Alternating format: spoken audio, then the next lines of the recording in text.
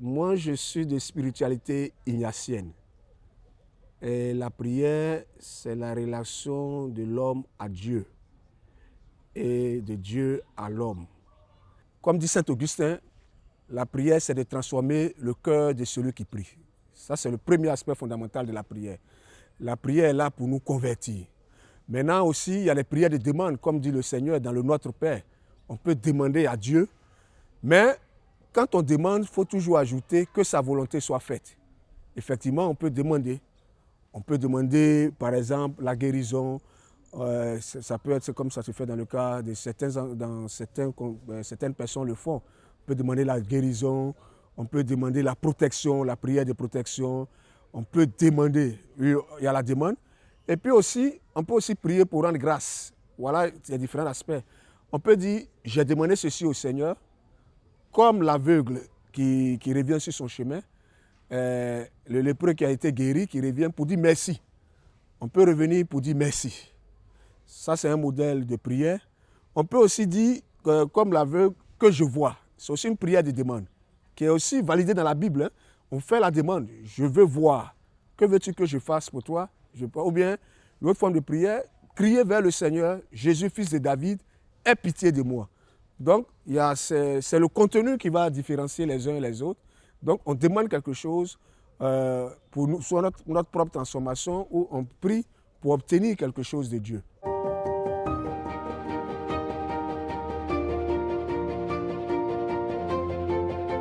Inviter les gens à une prière, c'est bien, mais leur dire que quand vous viendrez à cette prière, vous allez être guéris, c'est dangereux parce que nous ne sommes pas détenteurs de la guérison.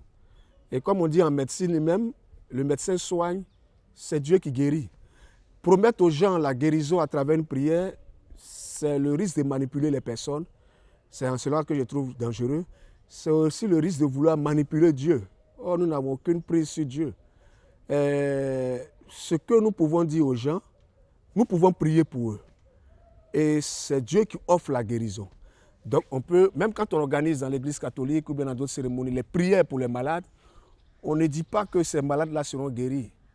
On dit à Dieu la prière qui est source de toute guérison et de toute bonté, de s'occuper de ces personnes-là. Et puis maintenant, à côté, il y a certains qui ont le charisme, mais ceux-là sont souvent très humbles. Ils ne font pas des affiches pour annoncer, pour inviter les gens. En général, ce qu'on peut voir, il y a ce groupe de personnes qui invitent les gens, qui promettent des guérisons. Et puis, il y a d'autres affiches où on annonce une messe pour les malades. Ça, on peut le dire. Une messe pour prier pour les malades. Mais on n'annonce pas que la messe, forcément, des gens seront guéris. Mais on peut prier pour nos frères malades, on peut les confier au Seigneur. Et le Seigneur lui-même fera le reste. Je dirais, dans le langage ivoirien, je suis pro-Christ. Parce qu'on a les pro-Gbagbo, pro-Ouattara, pro-Soro. En fait, j'ai été séduit par sa personne. Une vie simple, un message d'amour,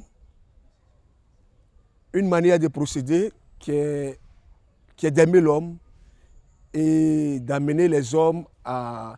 Ce n'est pas trop ces aspects de miracle qui m'ont façonné dans la personne de Christ. Ce n'est pas trop ces aspects de vrai Dieu, vrai homme. Mais c'est tous les mystères bibliques de sa rencontre avec l'autre.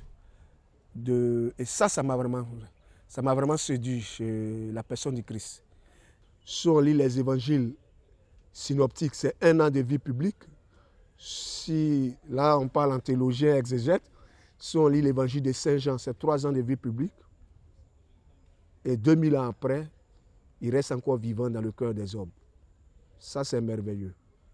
Et quand on médite la méditation du vendredi saint du chemin de croix, l'évangile de Matthieu, condamné parce qu'il préfère dire qu'il est le Fils de Dieu, et au moment sur la croix, le centurion dit, vraiment cet homme était le Fils de Dieu.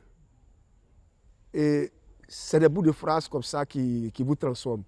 Et c'est là la mort du Christ me laisse patois et m'invite vraiment à faire le choix de sa personne. Le Christ, pour moi, c'est chercher à l'imiter. Comment le Christ accueille les gens, comment il reçoit. Aujourd'hui, l'accueil, c'est tout un art, c'est toute une qualité, c'est une manière de faire, de procéder. Comment j'accueille l'autre, comment je l'intègre. C'est ça, suivre le Christ pour moi. C'est C'est pourquoi je ne suis pas un prêtre friand des miracles, un prêtre friand de l'extraordinaire. Suivre le Christ, c'est le suivre dans sa vie quotidienne, qui travaille, qui fait son travail correctement, qui a de la profondeur dans ce qu'il fait, qui cherche la qualité dans mes relations avec les autres. Et je crois que c'est ce que je cherche à privilégier, quoi. Si j'ai un conseil à donner, moi je crois vraiment à l'expérience de la prière. Et nous recevons de Dieu dans la prière.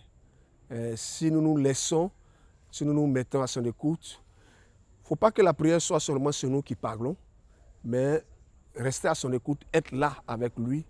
On peut se recevoir, on peut se laisser nourrir, sa grâce peut nous accompagner pour que notre vie rayonne quand même dans le monde.